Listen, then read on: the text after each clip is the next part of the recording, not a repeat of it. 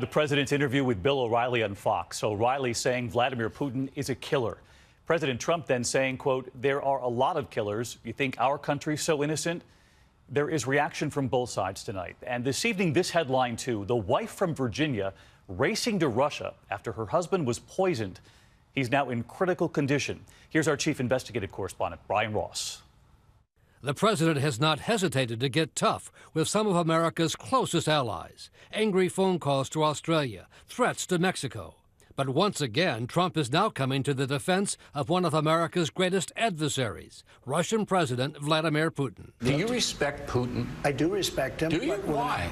Well, I respect a lot of people, but that doesn't mean I'm going to get along with him. He's a leader of his country. Will I get along with him? I have no idea. It's very He's a possible killer, I though. won't. Putin's a killer.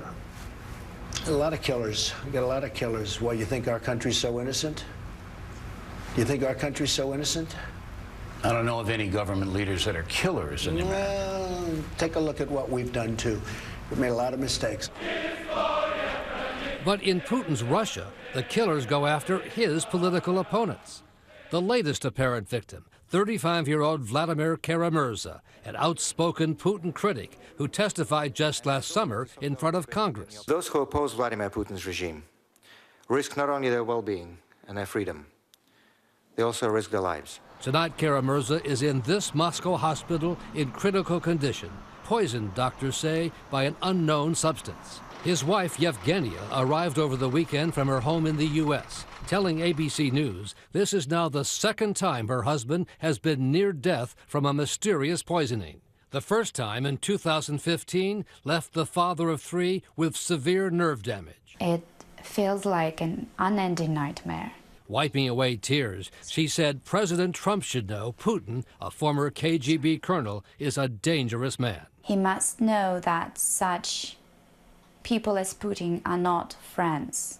It is an all too familiar story to Putin's critics and journalists in Russia.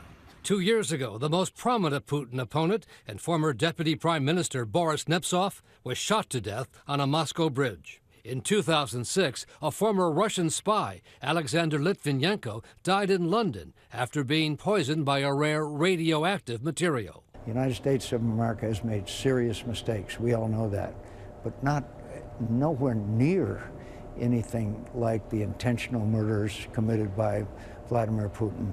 Tonight, members of both parties are at a loss to explain the president's continued defense of the accused Russian killer, Vladimir Putin. I want to know what the Russians have on Donald Trump. And Brian Ross is back with us tonight. Let's get back to the wife now at her husband's side there in Russia in critical condition after being poisoned. This is the second time he's been poisoned. Right. The Obama State Department reached out to this family offering to help them the last time this happened. Have they heard from the Trump State Department? Well, right now he's in no shape to be brought back home to Virginia. His family is hoping, however, the Trump administration will offer the same support they got under President Obama, David. Brave of her to go on camera with us tonight. Brian Ross, thank you.